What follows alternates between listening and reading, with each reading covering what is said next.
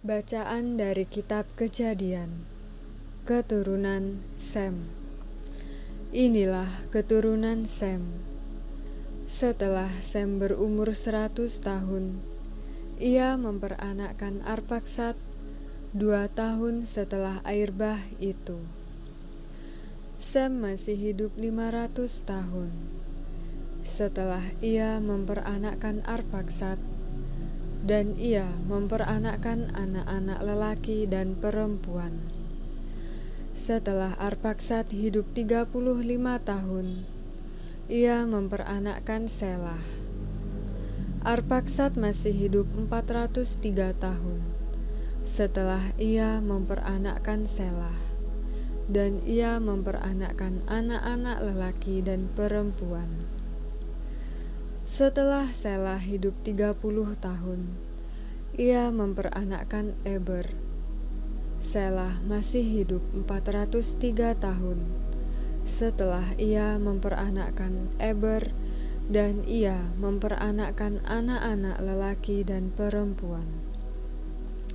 Setelah Eber hidup 34 tahun, ia memperanakkan Peleg.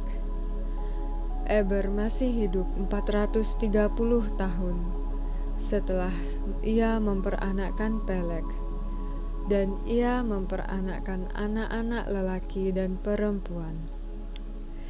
Setelah Peleg hidup 30 tahun, ia memperanakkan Rehu.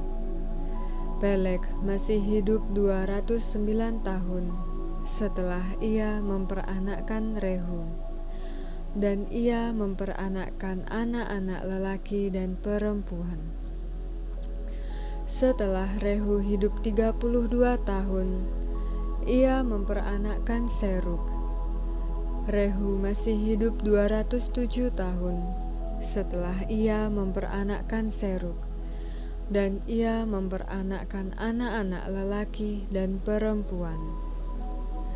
Setelah Serug hidup 30 tahun, ia memperanakkan Nahor. Serug masih hidup 200 tahun setelah ia memperanakkan Nahor, dan ia memperanakkan anak-anak lelaki dan perempuan. Setelah Nahor hidup 29 tahun, ia memperanakkan Terah. Nahor masih hidup 119 tahun setelah ia memperanakkan Terah, dan ia memperanakkan anak-anak lelaki dan perempuan. Setelah Terah hidup 70 tahun, ia memperanakkan Abram, Nahor, dan Haran.